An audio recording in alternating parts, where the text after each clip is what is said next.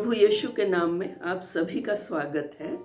आज का हमारा मनन का विषय है स्वर्गीय मन वाले लोग, और हमारा बाइबल पाठ है कुलुसियों 3:1-4।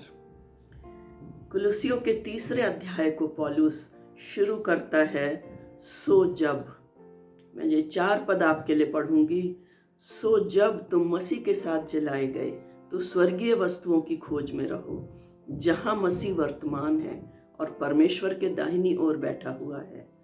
पृथ्वी पर की नहीं परंतु स्वर्गीय वस्तुओं पर ध्यान लगाओ, क्योंकि तुम तो मर गए और तुम्हारा जीवन मसीह के साथ परमेश्वर में छिपा हुआ है। जब मसीह जो हमारा जीवन है प्रकट होगा, तब तुम भी उसके साथ महिमा सहित प्रकट किए जाओगे।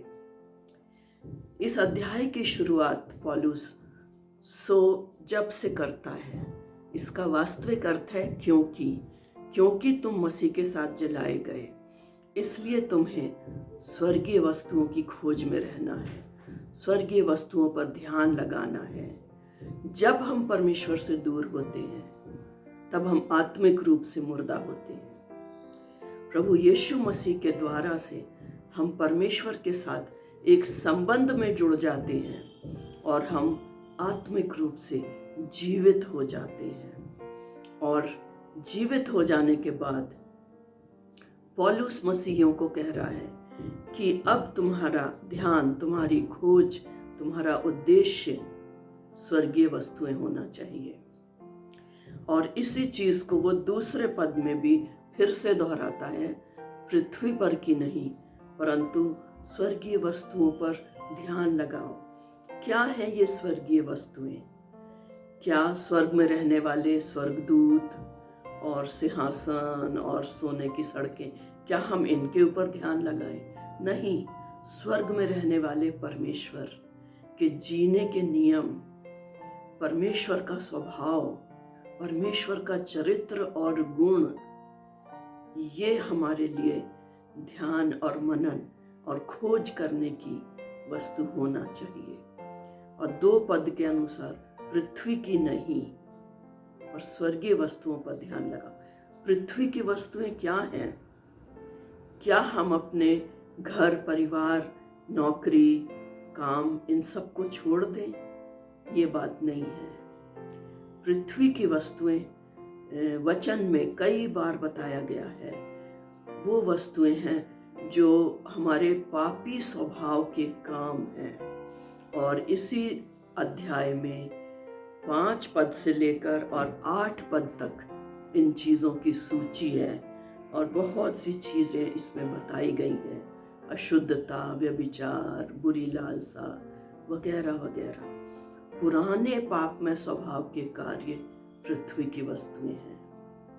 पौलुस मसीहियों से कह रहा है कि इन वस्तुओं पर अब हमें ध्यान नहीं लगाना है, अर्थात ये वस्तुएं हमारे जीवन में नहीं होना चाहिए, क्योंकि हम मसीह के साथ जलाए गए हैं।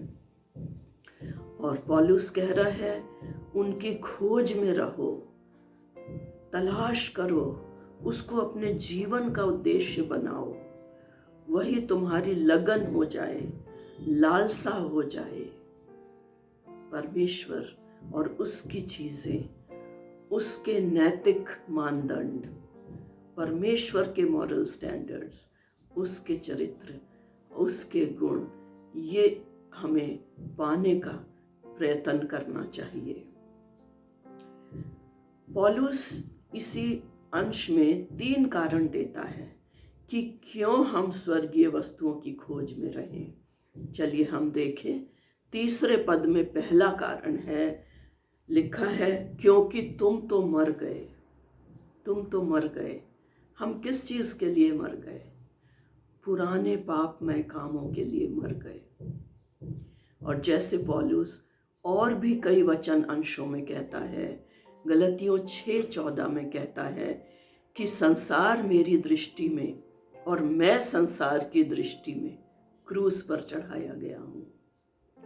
और रोमियो 6:11 में कहता है, तुम अपने आप को पाप के लिए तो मरा हुआ परंतु परमेश्वर के लिए जीवित समझो। और गलतियों 2:20 से हम सभी परिचित हैं। पौलुस कहता है, मैं मसीह के साथ क्रूस पर चढ़ाया गया और अब मैं जीवित नहीं, लेकिन मसीह मुझ में जीवित है। हमें नया स्वभाव मिलने के बाद हम पापमय स्वभाव के लिए और उसके सब कामों के लिए मर जाते हैं। ये पहला कारण है और पहली बात है जो हमें याद रखनी है। दूसरी बात जो हमें याद रखनी है, पद 4 में है, लिखा है मसीह जो तुम्हारा जीवन है। मसीह हमारा जीवन है। इसको कहने का क्या अर्थ है? मसीह हमारे जीवन को चलाता है, वही मेरे जीने का मकसद है, उद्देश्य है, और वही मेरी प्रेरणा है। मैं उसी के लिए जीता हूँ, वही मेरी प्राथमिकता है, वही मेरा प्रथम प्यार है।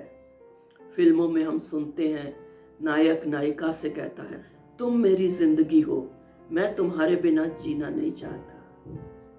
क्या यही हमारे मन के भाव अपने प्रभु यीशु के लिए हैं कि प्रभु आप मेरी जिंदगी हैं, मैं आपके बिना जीना नहीं चाहता। दूसरा कारण जो हमें याद रखना है, मसीह हमारा जीवन है।